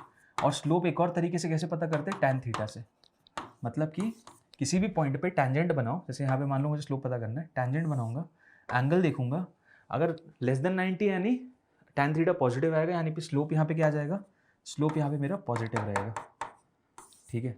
सिमिलरली यहाँ की अगर स्लोप की बात करूंगा तो नेगेटिव आ जाएगा, सिंपल, क्योंकि यहाँ पे जो एंगल है वो ग्रेटर देन 90 बन रहा है। सेम केस यहाँ पे भी, यहाँ पे जो स्लोप रहेगा कितना रहेगा, पॉजिटिव रहेगा, और यहाँ पे जो स्लोप रहेगा वो कितना रहेगा, नेगेटिव रहेगा, ठीक। अब देखो जो भी आपका पॉइंट आता है, सपोज x2 आता है, इसकी वैल्यू 2 आती है, 2 से एक छोटा पॉइंट लो 1, 2 से एक छोटा पॉइंट लो 1, ऑब्वियसली इससे तो बड़ा ही लेना, यहाँ से तो थोड़ा बड़ा ही हो, है ना, यही नहीं कि इससे भी पीछे ले लो। तो 2 से छोटा एक पॉइंट लो 1, सपोज 0 और 2 आ रहा है तो 1 लो, 1 पे देखो स्लोप की क्या वैल्यू है। अगर स्लोप पॉजिटिव आ रहा है और 2 से बाद वाली वैल्यू 3 पे स्लोप नेगेटिव है, तो आपको डबल डिफरेंशिएट करने की जरूरत है, सिंपल सी चीज़ है, अगर पॉजिटिव से नेगेटिव जा रहा है मैक्सिमा ही होगा बॉस। और अगर यहाँ पे आप 0 से छोटी वैल्यू -1 और 1 लेते हो, -1 पे देखना, अगर नेगेटिव आ रहा है 1 पे पॉजिटिव आ रहा है तो भी सिंपल सी चीज़ है, आपको ज़्यादा कुछ करने की ज़रूरत नहीं है, नेगेटिव से पॉजिटिव जा रहा है तो मिनिमा ही होगा वो, समझ में आया। तो ये भी एक बहुत अच्छा एनालिटिकल वे है जिस तरीके से आप समझ सकते हो, ठीक है। आगे बढ़ते हैं एंड इंटीग्रेशन के भी फटाफट कुछ रूल्स देख लेते हैं कि x to the power n most used integration formula जो कि आपको हमेशा याद रखना है, x to the power n dx हो जाएगा x to the power n+1 upon n+1 plus c, ठीक है। एक कांस्टेंट आता है जब भी मैं इंडेफिनिट इंटीग्रेशन करता हूँ, ठीक है। और ये सबसे इंपॉर्टेंट कि अगर 1/x, देखो बेसिकली यहाँ पे n की वैल्यू -1 नहीं होनी चाहिए, यहाँ पे देखो क्लियर कट लिखा है, n की वैल्यू -1 मत लेना बॉस, -1 मत लेना, -1 लेते हो अगर तो फाइनल आंसर आएगा natural log of x plus c, ठीक है, natural log of x plus c ये हो जाता है। और एक्सपोनेंशियल में ये 2 रूल्स आते हैं, e to the power x dx का और a to the power x dx का। सो आई सपोज ये पूरी चीज आपको क्लियर है, इंटीग्रेशन भी एंड कांस्टेंट का मल्टीपल, जैसे मान लो अगर कांस्टेंट है तो कांस्टेंट चुपचाप बाहर आ जाएगा, एब्सोल्यूट वैल्यू है mod x तो x mod x, इसको आप ओमिट भी कर दो तो कोई दिक्कत नहीं है। फिर अगर सम और डिफरेंस है तो अगर सम है तो बेसिकली दोनों को इंटीग्रेशन मिल जाता है, डिफरेंस है तो भी दोनों को मिल जाता है, सिंपल से रूल्स हैं जो कि आपको पता होने चाहिए, ठीक है। सो विद दिस हमारा आज का सेशन खत्म होता है एंड आई सपोज आपको बहुत अच्छी एक अंडरस्टैंडिंग और बहुत अच्छा रिवीजन मिला इस पूरे चैप्टर में and I suppose you have liked it. अच्छा लगा तो प्लीज़ वीडियो लाइक करना, सब्सक्राइब करना चैनल को, और साथ ही साथ आने वाले दिनों में और भी अच्छे अमेजिंग ऐसी लाइव क्लासेस आपको मिलती जाएंगी जिसमें आपको थ्रू आउट ये पूरा का पूरा अच्छा एक रिवीजन मिल जाएगा पूरे एंटायर 11th और 12th का, जिससे आपको नीट की बहुत अच्छी बेटर तरीके से तैयारी हो सकती है, ठीक है। मिलते हैं नेक्स्ट सेशन में, till then bye bye and happy learning.